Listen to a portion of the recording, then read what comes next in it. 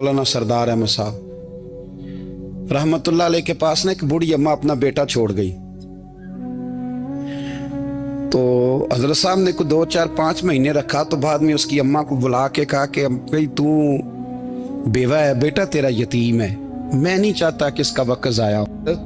तो मौलाना सरदार अहमद साहब मुहद्दिस आज़म पाकिस्तान रहमतुल्लाह अलैह उस बूढ़ी को कहने लगे तेरा बेटा कौन देना है, पढ़ना पढ़ाना इसने कुछ भी नहीं, तो यतीम बच्चा है, कल को तो कहेगी कि मेरे बेटे ने वक्त ज़ाया किया तो वापस ले जा। बूढ़ी अम्मा रोने लग गई, कहने लगी मैं पढ़ाने तो नहीं लाई थी, मैं तो आपको रब का वली समझती हूँ, मैं तो नौकरी कराने लाई थी। नौकरी हजरत अनस बिन मालिक कहते हैं मेरी अम्मा भी हुजूर की बारगाह में दे गई थी। तो हुजूर की बारगाह में ये नहीं कहा था कि या रसूलल्लाह पढ़ा दें, हाँ हाँ मैं जिम्मेदारी से बात कर रहा हूँ, ये नहीं कहा था हुजूर मुजाहिद बना दें, ये थोड़ी कहा था कि या रसूलल्लाह सल्लल्लाहु तआला अलैहि वसल्लम से मुफस्सिर मुहद्दिस मुहक्किक मुफ्ती बना दें। हजरत अनस की अम्मा कह गई थी सोनिया जब तक ये रहेगा ना आपकी नौकरी करेगी, ये घर के काम काज करेगा, ड्यूटी करेगा, हुजूर ये आपकी नौकरी करेगा। तो मेरे महबूब ने फिर दुआ कर दी, अल्लाह इसे बरकत अता फरमा। तुम समझता है खिदमत वाला खाली रह जाता है? जितना जायका खिदमत वाले को मिलता है, जो उसके नसीब में आता है, वो किसी का नसीब कहां भाई। हजरत अनस कहते हैं हुजूर ने दुआ कर दी बरकत की। मुझे तो खेती बाड़ी आती भी नहीं थी, पर लोगों के बाग में साल में 1 दफा फल लगता था, मेरे बाग में 2 दफा लगता था। हुजूर ने दुआ कर दी अल्लाह इसे औलाद दे।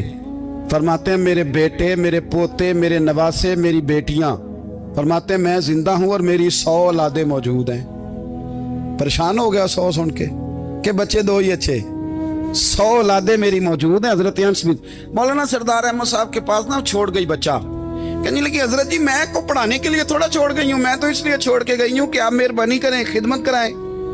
हजरत जी कहने लगे कोई ऐसा काम ही नहीं, खिदमत वाला क्या कराऊं। कहने लगी पट्ठे पवा लिया करो जी। लड़ पेंदे ने, कहने ने बच्चे काम कर दें मदरसे दा। हालांकि अब कहाँ बच्चे काम करते हैं, अब तो गुजर गया दौर, अब तो बच्चे काम कराते हैं। अब बच्चे भी नाराज हो रहे हैं, घूर घूर के देख रहे हैं। सही कह रहा हूं आपको, बच्चे काम कराते हैं, बच्चे कहाँ काम करते हैं। कहने लगी ये चारा डाले करेगा आपकी भैंसों को। तो हजरत ने उसको कहा कि बीबी चारा मेरी भैंसों को डालने के लिए मैंने बंदा रखा हुआ है, तो तू जा ले जा। कहने लगी हाथ बांध के हुजूर मेहरबानी करे रख ले, चारा डालेगा। और पुत्र तवज्जो से चारा डालना हजरत की भैंसों को। रोने लगी, हजरत ने रख लिया, महीने का खर्चा भी देते। शाम को ना वो सारा दिन काम करता, शाम को आके पैरों में भी बैठ जाता, हजरत जी लाएं तेल थोड़ा सा, पैर ना दबा दूं। 8 साल साथ वाले पढ़ते रहे, ये बेचारा नौकरी करता रहा, मेरा रूप भी नहीं ते मेरा रंग भी नहीं, और मैनू यार मनान दा टंग भी नहीं।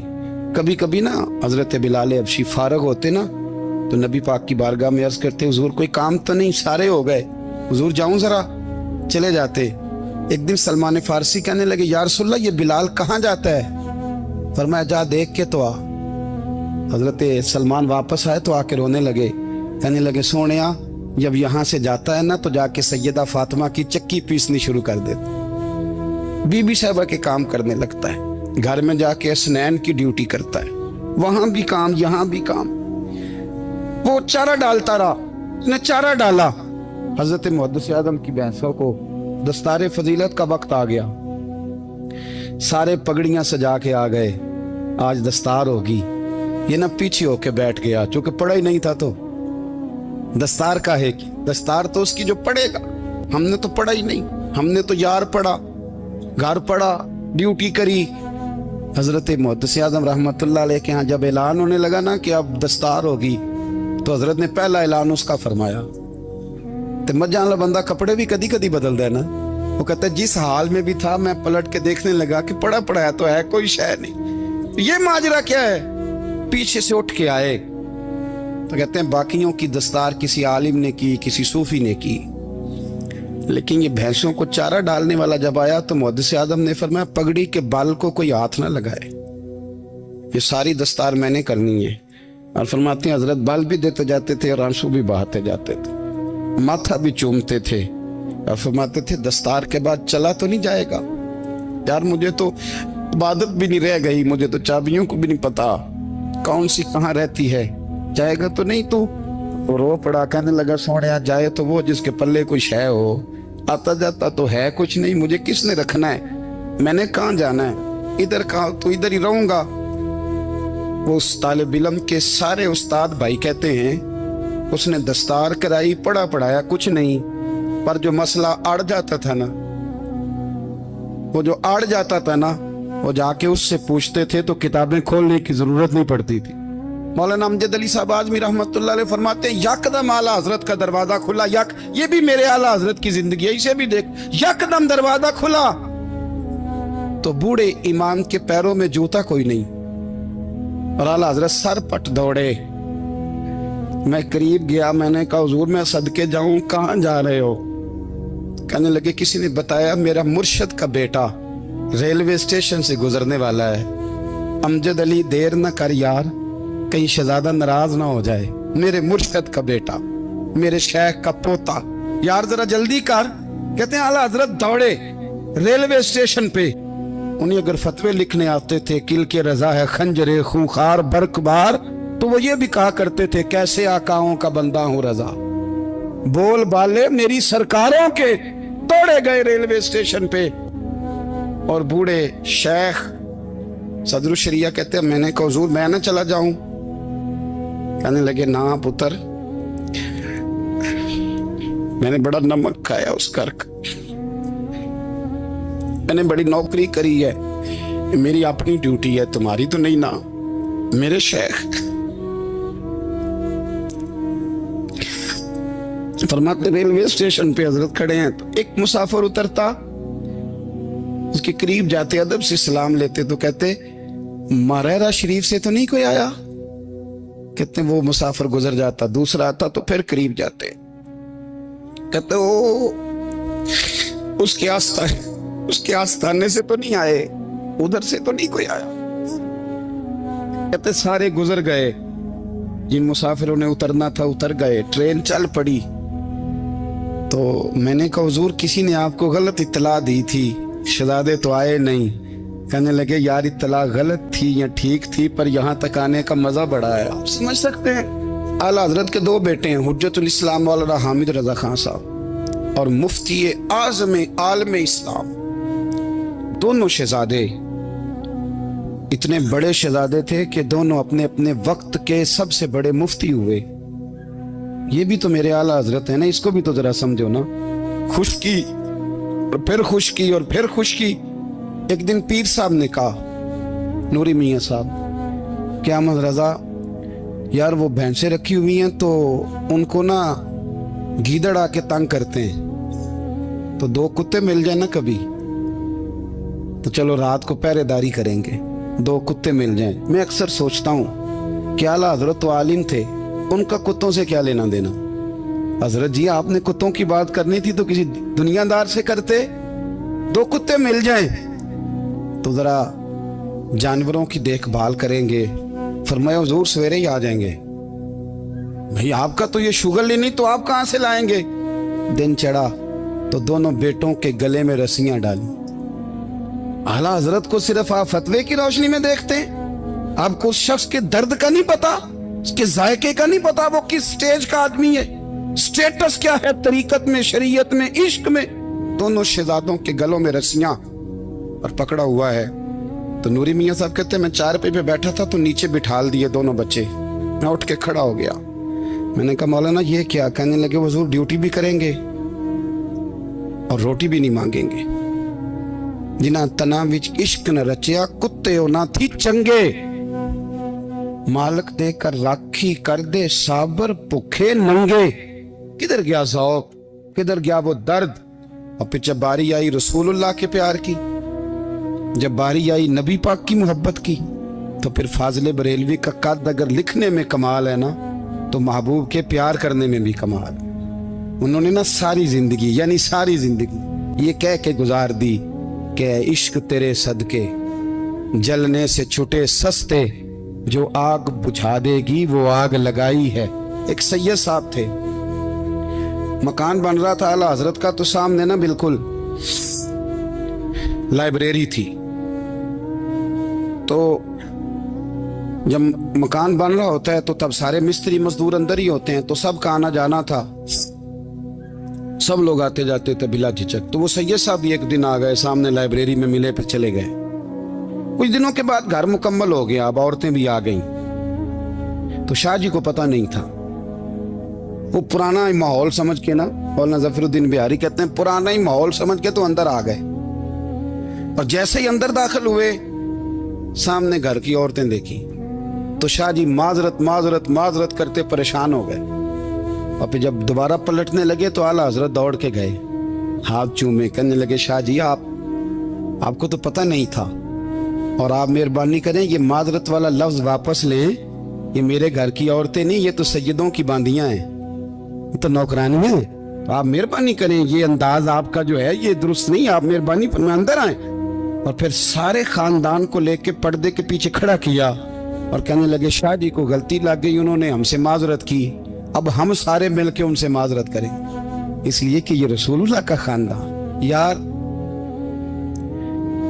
تھوڑا بہت دو چار لفظ جس بندے کو آ جائے نا، دو چار لفظ، میں ذاتی طور پہ نا آپ کو پتہ ہے میں تو نعت خانوں سے تو ہماری بنتی نہیں، بہت سارے نعت خان تو ہمیں ویسے ہی نہیں، میں کہتا ہوں نعت آنے دے جانے کا نام نہیں، نعت تو کلام کا نام ہے، کسی بزرگ کی بات پڑھو، کوئی مطلب اس میں کوئی ذوق ہو، کوئی درد ہو، یہ کیا بات ہوئی جو آج کل کام شروع ہے۔ لیکن آپ کو پتہ ہے ہم نعت خان کی بھی عزت کرتے ہیں، میں جس نعت خان سے نعت سنتا ہوں میں دل کی قلب کی گہرائی سے اس کا حیا کرتا ہوں، میں اکرام کرتا ہوں، اللہ جان میں اعزاز دیتا ہوں، اس لیے کہ میں سمجھتا ہوں یہ جب بولتا ہے نا تو مجھے مدینے والے کی یاد آتی ہے، یہ نبی کریم کی یاد دلاتا ہے، تو اس کا اعزاز ہے۔ اعلیٰ حضرت فاضل بریلوی رحمۃ اللہ تعالی علیہ نے نبی کریم سے محبت کی، اور حضور سید عالم صلی اللہ علیہ وسلم سے تعلق رکھنے والی ہر شے سے محبت کی، انہوں نے اپنے ذوق کو کبھی پھیکا نہیں پڑنے دیا، ساری زندگی رسول اللہ صلی اللہ علیہ وسلم کا پیار۔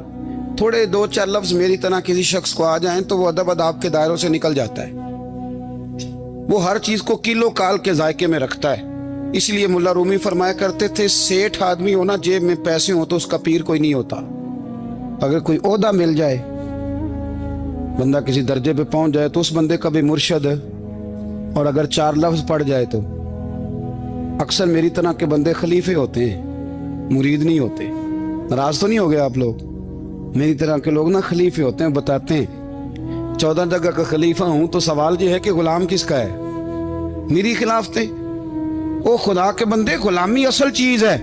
اعلیٰ حضرت فاضل بریلوی رحمۃ اللہ تعالی علیہ نا لوگوں سے پوچھتے، جب کوئی مدینے سے آتا، مکے سے آتا، حج کر کے آتا تو پوچھتے مدینے گئے تھے؟ صدر الشریعہ رحمۃ اللہ علیہ فرماتے ہیں کسی نے کان میں آ کے کہا حضور وہ موچی حج کر کے آیا، پکی بات ہے حضور؟ ہاں۔ فرمایا چلو چلیں۔ حضرت جی وہ لکھنا نہیں؟ تو میں آ کے دیکھتے ہیں۔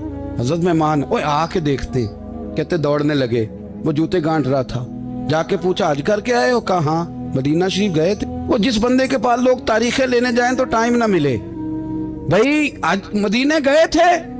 کہنے لگا جی بڑا کرم کیا سرکار نے، میں تو 1.5 مہینہ رہ کے آیا ہوں۔ کہتے ہیں جبہ کہیں، پگڑی کہیں، قلم کہیں، شاگرد کہیں، مرید کہیں، اور اندر نہیں، حجرے کے اندر چھپ کے کسی کی تعظیم نہیں، چوک میں موچی جوتے گانٹنے والا دنیا دیکھ رہی ہے، اعلیٰ حضرت جھکے اور موچی کے پیر چومنے شروع کر دی، لوگ پکڑ دیں حضور یہ کیا، وہ بھی پیر کرنے لگے پیچھے ہٹ جاؤ۔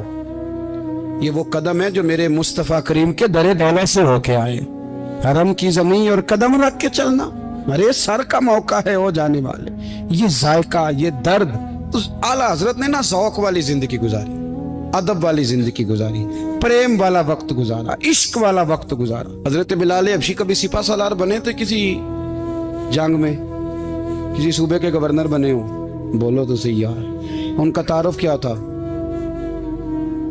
نبی کریم کے غلام، حضور کے نا جو ذاتی معاملات تھے نا، 20 انصاری نوجوان تھے جو ہر وقت نبی پاک کے پاس کھڑے رہتے تھے کہ حضور کو حکم کریں، 20، اور 34 سے لے کر 40 تک غلام ہر وقت حضور کی بارگاہ میں رہتے۔ حضرت بلال حضور کے ذاتی معاملات کی خدمت کرتے تھے، کوئی ایسی وہ جو تبلیغ کی یا دعوت کی یا جنگ کی یا جہاد کی کوئی ڈیوٹی نہیں وہ کرتے تھے، ذاتی خدمت سرکار کی. حضرت عمر فاروق وہ شخص ہیں کہ جنہوں نے کبھی کسی بندے کو خاطر میں نہیں لائے. لیکن جب حضرت بلال آتے تھے نا تو جناب عمر اٹھ کے کھڑے ہوتے, کرسی چھوڑتے تھے اور پھر ایک نعرہ لگاتے تھے, کہتے تھے یا بلال انت سیدنا, بلال تو ہمارا سردار ہے یار, تو ہمارا. یعنی عشق کا ذوق پورا کرنا انہیں بھی آتا تھا. اس لیے میرا مشورہ ہے, میری رائے ہے, اور جو میرا حکم ماننے والے ہیں ان کے لیے میرا حکم ہے کہ ذوق نہ کبھی بھی خراب کرنا, کبھی بھی نہ ذوق نہ خراب کرنا, اپنا لطف. میں نے کئی دفعہ, میں پہلی دفعہ مدینہ شریف حاضر ہوا تو ایک بابا جی میرے آگے آگے تھے, تو ان کو نا دھکے مار رہا تھا. وہ سامنے کھڑے ہوتے ہیں نا, اللہ خیر فرمائے, اپنی اپنی ڈیوٹیاں نا, ان کی بھی ایک ڈیوٹی ہے نا جی. تو وہ دھکے مار رہا تھا تو بابا اسے کہہ رہا تھا تیری خیر ہوئے پہرے دارا روزے دی جالی چوملین دے. انہیں پھر دھکا ماریا تو پھر ان کہا تیری خیر ہوئے پہرے دارا. میں نے, وہ بالکل ان پڑھ بابا جی تھے پر مجھے انہوں نے بہت بڑی بات سمجھا دی, میں نے ان سے بڑا سیکھا, منبر پہ ذکر کر رہا ہوں. وہ تیسری دفعہ پھر دھکا مارا, تیری خیر ہوئے پہرے دارا روزے دی جالی. تو بابا جی باہر نکل آئے تو میں بھی پیچھے نکل آیا. تو میں نے کہا بابا جی یہاں کچھ انہوں نے بنگلہ دیشی اور ہندوستانی بھی رکھے ہوئے ہیں, پر یہ تو عربی تھا خالص, انہوں کدوں تہاڈی بھی سمجھ آؤندی سی, تسی پنجابی دا شعر سنائی جا رہے ہو. کہندے پتر مینوں بھی پتہ ہے انہوں نہیں سمجھ آ رہی, پر میں تے اپنا رانجھا پہ راضی کردا سا. مینوں پتہ ہے انہوں کہا او یار اسی رانجھا بھی تے راضی کرنا ہے کہ نہیں, کہ ساری زندگی کیلو کال کے جھگڑے میں پڑے رہنا. اے عشق تیرے صدقے جلنے سے چھٹے سستے, جو آگ بجھا دے گی وہ. اور ایک جگہ پہ اعلیٰ حضرت کہتے ہیں جان دے دی وعدہ دیدار پر, ہم نے جان دے دی. ہاں خالی اس نے وعدہ کیا تھا کہ آؤں گا, آیا نہیں تھا, پر جان ہم نے پہلے دے دی. تو اس لیے نا ذوق, شوق, پیار, وارفتگی, محبت اساتذہ کے لیے, بزرگوں کے لیے, علماء کے لیے, مشائخ کے لیے, بڑوں کے لیے نہ ذوق نہ کبھی خراب ہونے پائے.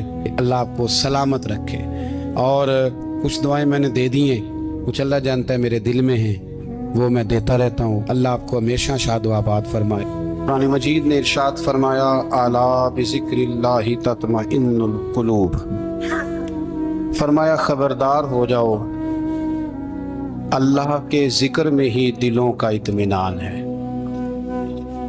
اللہ کے ذکر میں دلوں کا چین ہے. لوگ بہت سارا مال, بہت ساری دولت, بہت ساری عقل اور بہت سارا شعور ہونے کے باوجود بے سکون ہیں. جس چیز نے زمانے کو تکلیف میں مبتلا کر دیا ہے اور جو چیز ڈھونڈنے سے نہیں ملتی وہ اطمینان ہے, وہ قرار ہے. لوگ بھیک مانگتے ہیں, منت کرتے ہیں, دہائی دیتے ہیں کہ کہیں سے سکون کی دولت مل جائے, لیکن وہ میسر نہیں آ رہی. بڑے بڑے لوگ ہیں اور میں عرض کر چکا ہوں کہ مالدار بھی ہیں اور عقل مند بھی ہیں, باشعور ہیں, پڑھے لکھے, پر قلبی سکون, راحت, اطمینان, چین انہیں میسر نہیں آ رہا. راتیں جاگ کر گزر جاتی ہیں, دن آزمائش میں بیت جاتا ہے. وہ کبھی اس کے لیے ٹھنڈے علاقوں کا سفر کرتے ہیں, کبھی دوستوں کی مجلسوں میں جا کر کے بیٹھتے ہیں, کبھی گھر سے دور